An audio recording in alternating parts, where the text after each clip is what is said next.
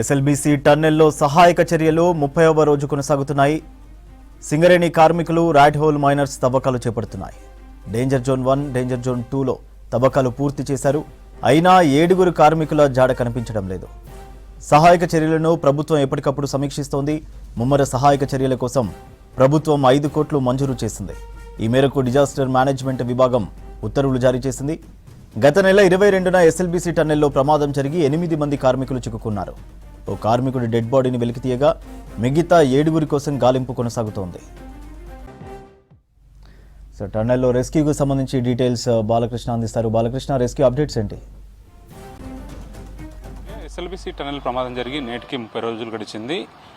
ఎన్ని అవాంతరాలు, ఎన్ని అవరోధాలు ఎదురైనప్పుడు కూడా రెస్క్యూ బృందాలు మాత్రం అత్యంత సాహసోపేతంగా సహాయక చర్యలను నిమగ్నమయ్యాయని చెప్పవచ్చు. కరెక్ట్గా ఫిబ్రవరి 22వ తేదీ రోజు ఉదయం 8 గంటలకు ఈ ప్రమాదం జరిగింది.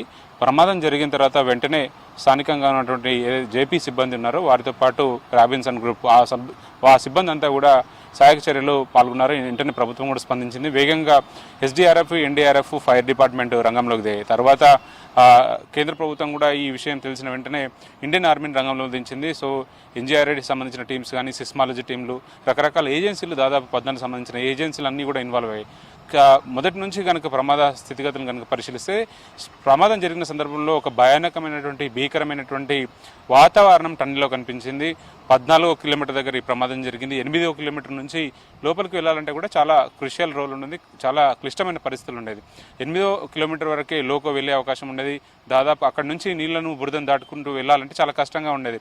టీబీఎం ప్రమాదానికి గురైన తర్వాత టీబీఎం బ్యాక్ పార్ట్ అంతా కూడా దాదాపు 200-300 మీటర్లు వెనక్కి రావడం, శకలాలు అన్నీ కూడా చెల్లాచెదురుగా పడిపోయి ఉండడం, టన్నెల్ మొత్తం ఒకవైపేమో మట్టి దిబ్బలు రాక్ తోటి పూర్తి స్థాయిలో కూరుకుపోయి ఉంటే, మరోపక్క ఐరన్ పార్టికల్స్, టీబీఎం సంబంధించిన ఐరన్ పార్టికల్స్ అంతా కూడా టన్నెల్ని పూర్తి స్థాయిలో ఒక క్లోజ్డ్ మేనర్గా మూసేసిన పరిస్థితి కనిపించింది. సో వాటన్నిటిని దాటుకుంటూ కన్వేయర్ బెల్ట్ మీద రెస్క్యూ బృందాలు నడుచుకుంటూ వెళ్ళడం, ప్రమాదకు సంబంధించినటువంటి ఏదైతే ప్రమాద స్థలం ఉందో అక్కడికి చేరుకోవడం, సహాయక చర్యలను ఫాస్ట్గా ఇన్వాల్వ్ అవుతూ సహాయక చర్యలను చాలా వేగంగా నిర్వహించడంలో దాదాపు పురోగతి కనిపించినప్పుడు కూడా ప్రమాదం తీవ్రత ఎక్కువగా ఉండడం, పెద్ద స్థాయిలో ఉండడం, మట్టి గుట్టలు, మట్టి రాళ్ళు పూర్తి స్థాయిలో టన్నెల్ అంతా కూడా కేవలం 10 మీటర్ల డయా ఉండేటువంటి టన్నెల్ కేవలం 1 ఫీట్ డిస్టెన్స్లోనే కనిపిస్తుండడం బట్టి చూస్తే మాత్రం ఖచ్చితంగా ప్రమాదం తీవ్రత, ప్రమాదం స్థాయి మాత్రం స్పష్టంగా అర్థమవుతుంది.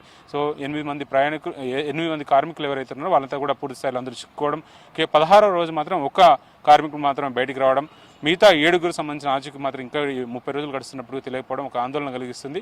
అయినప్పటికీ కూడా రెస్క్యూ బృందాలంతా కూడా అటు సింగరేణికి సంబంధించిన టీం కానీ, ర్యాడ్ మైనర్స్ కానీ, సౌత్ సెంట్రల్ రైల్వే సిబ్బంది కానీ, ఈ అన్ని రకాల ఏజెన్సీలు, సెంట్రల్ సంబంధించిన టీమ్స్ కానీ, స్టేట్ సంబంధించిన టీమ్స్ కానీ, అన్ని రకాల టీమ్స్ కూడా సహాయక చర్యలో చాలా వేగంగా రెయిన్బోలు కష్టపడుతున్నప్పుడు కూడా రిజల్ట్ మాత్రం ఇప్పటి వరకు లేకపోవడం ఒక ఆందోళన కలిగిస్తుంది. కేవలం ఒక డెడ్ బాడీ మాత్రమే రికవర్ అయింది. పంజాబ్ సంబంధించిన గురుప్రీత్ సింగ్ బాడీని మాత్రం 16వ రోజు రికవర్ చేశారు. మిగతా 7 సంబంధించిన ఆచూకీ నేటి వరకు తెలియకపోవడం కుటుంబ సభ్యుల్ని ఒక శోకసంద్రంలో ముంచిందని చెప్పవచ్చు. ఒక ఆందోళన కలిగిస్తుంది. ఇంకా ఏ క్షణమైనా సరే డెడ్ బాడీస్ వాళ్ళు చివరి చూపు అయితే చూస్తామన్న ఒక ఉత్కంఠ అయితే కుటుంబ సభ్యుల్లో కనిపిస్తుంది. ఇప్పటికి కూడా 7 సంబంధించిన కుటుంబ సభ్యులు ఇదే వార్త కోసం ఎదురు చూస్తున్నారు. బాడీస్ రికవరీ కోసం చాలా ప్రయత్నాలు అయితే, విశ్వ ప్రయత్నాలు జరుగుతున్నాయి. అటు ప్రధానమంత్రి కార్యాలయం కానీ, ఇటు సీఎంఓ కానీ ప్రతి క్షణం మానిటరింగ్ చేస్తూనే ఉన్నారు.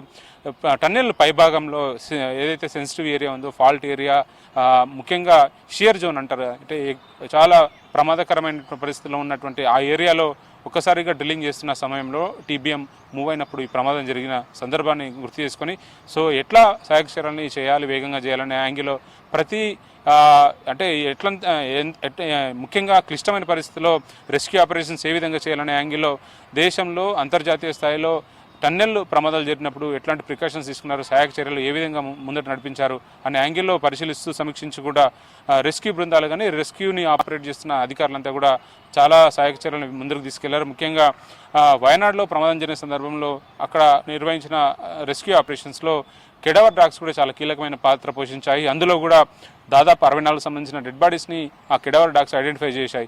దేశంలోనే కేవలం 3 కెడవర్ డాగ్స్లో మాయా మేరీ 2 కెడవర్ డాగ్స్ని టన్నెల్కి తీసుకొచ్చారు. ఇక్కడ దాదాపు వారం రోజుల నుంచి కూడా ఆ సహాయక చర్యలో ప్రమాద స్థలంలో బాడీస్ని ఐడెంటిఫై చేయడం కోసం వాటన్నిటిని కూడా కీలకమైన పాత్ర పోషిస్తున్నాయి. వాటి ద్వారా ఒక మార్కింగ్ చేసుకుంటూ ఇండికేషన్ చేస్తూ ఆ ఏరియాలో రెస్క్యూ బృందాలు విశ్వ ప్రయత్నాలు అయితే చేస్తున్నాయి. సింగరేణికి సంబంధించిన టీం కూడా దాదాపు 200 మంది సిబ్బంది ఇప్పటికీ నెల రోజులుగా ప్రయత్నాలు చేస్తూనే ఉన్నారు. ర్యాట్ మైనర్స్ కూడా ప్రమాద స్థలంలో అత్యంత క్రుషియల్ ఏరియాలో వాళ్ళు మూవ్ అవుతూ చేస్తున్నారు. గ్యాస్ కట్టర్లు, ఐరన్ పార్టికల్స్ అన్నింటి కూడా టీబీఎం కనుక పరిశీలిస్తే టీబీఎం బ్యాక్ పార్ట్ దాదాపు 8 మొత్తంగా 10 మీటర్ల డయా ఉండే ఆ ఏరియాలో దాదాపు 6 నుంచి 8 మీటర్ల లోపలికి మట్టిలో కూరుకుపోయిన అవశేషాలను కూడా ఒకవైపు షవర్సు, యంత్రాలు, మనుషుల ద్వారా ప్రయత్నాలు చేస్తూనే టీబీఎం అవశేషాలను కూడా కటింగ్ చేస్తూ బయటికి తీసే ప్రయత్నం చేస్తున్నారు.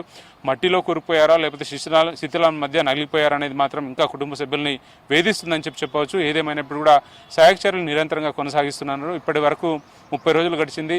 కుటుంబ సభ్యుల ఆందోళనకు, ఆవేదనకు అంతే లేకుండా పోతుందని చెప్పవచ్చు.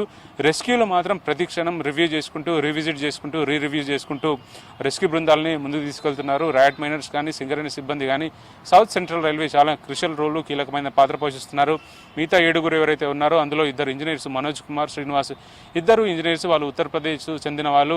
ఇక మిగతా 4 కార్మికులు సందీప్ సాహు, సంతోష్ సాహు, అను సాహు, జగతాయిస్ వీళ్ళు నలుగురంతా కూడా జార్ఖండ్ రాష్ట్రానికి సంబంధించిన వాళ్ళు. మిగతా ఒక ఆపరేటర్ ఎవరైతే ఉన్నారో ఆయన సన్నీ సింగ్, జమ్మూ కాశ్మీర్ సంబంధించిన వ్యక్తి. సో అందరూ కూడా పొట్టకూటి కోసం వివిధ ప్రాంతాల నుంచి తరలి వచ్చిన వాళ్ళు, పనిచేస్తున్న వాళ్ళే ఉన్నారు.